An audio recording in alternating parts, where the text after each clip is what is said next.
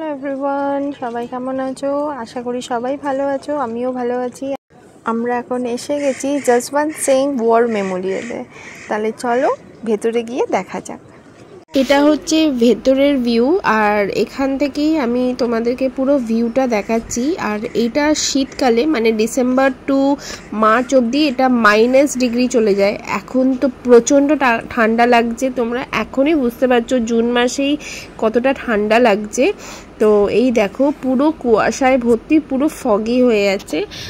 আর এই স্ট্যাচুটা যেটা দেখতে পাচ্ছ, এটা যশবন্ত সিং এর স্ট্যাচু করা আছে।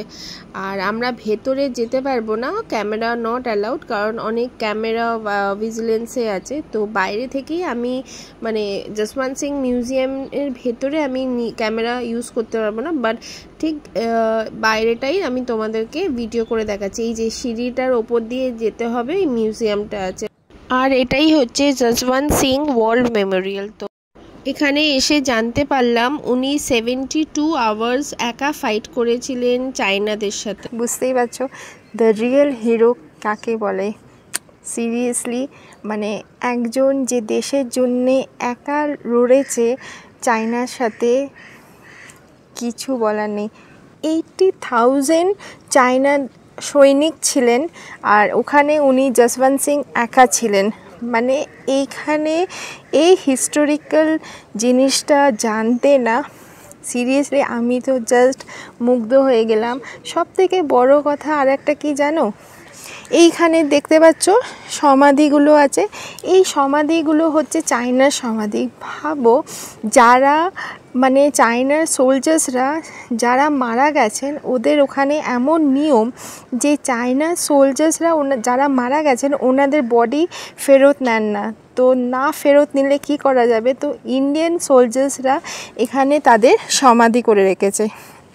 এখানে 300টা চায়নার সোলজার্সদের সমাধি করা আছে। আর যশবন্ত সিং এখানে 72 আওয়ার্স নিজে ফাইট করলেন 80,000 সোলজার্সদের সাথে। তারপরে কি, ও তো মানে ইন্টেলিজেন্ট ছিলেন, উনি অনেক অনেক জায়গায় ফায়ারিং করেছিলেন যাতে ওনাদেরকে বোঝানো যায় যে উনি একা নন, উনি অনেকজনের সাথে 80,000-এর মোকাবিলা করছেন, কিন্তু উনি একা মোকাবিলা করছিলেন। মানে ভাবা যায়, জাস্ট গায়ে কাঁটা দিচ্ছে এইসব শুনে। তো ভেতরে আরও অনেক হিস্টোরিক্যাল আছে। ওনার জুতো আছে, যে জুতো এভরিডে পলিশ হয়। ওনার বিছানা যেখানে 2 সপ্তাহ অন্ত ওয়াশে যায়। তো অনেক কিছু, ওনার লাস্ট ড্রেসে যেটা আছে সেটা সুটকেসে ভরা আছে। ভেতরে অনেক কিছু আছে। ওনার পিতলের একটা মূর্তি আছে। তো ওইগুলো সব দেখেছি। তো জাস্ট অসাম। তোমরা যদি তাওয়াংয়ে আসো, যশবন্ত সিংটা অবশ্যই তোমাদের লিস্টে রেখো বন্ধুরা। যারা আমাদের জন্যে ফাইট করছে তাদেরকে তো জাস্ট একটা স্যালিউট। চলো তাহলে নেক্সট ব্লগে আবার দেখা হচ্ছে। টাটা।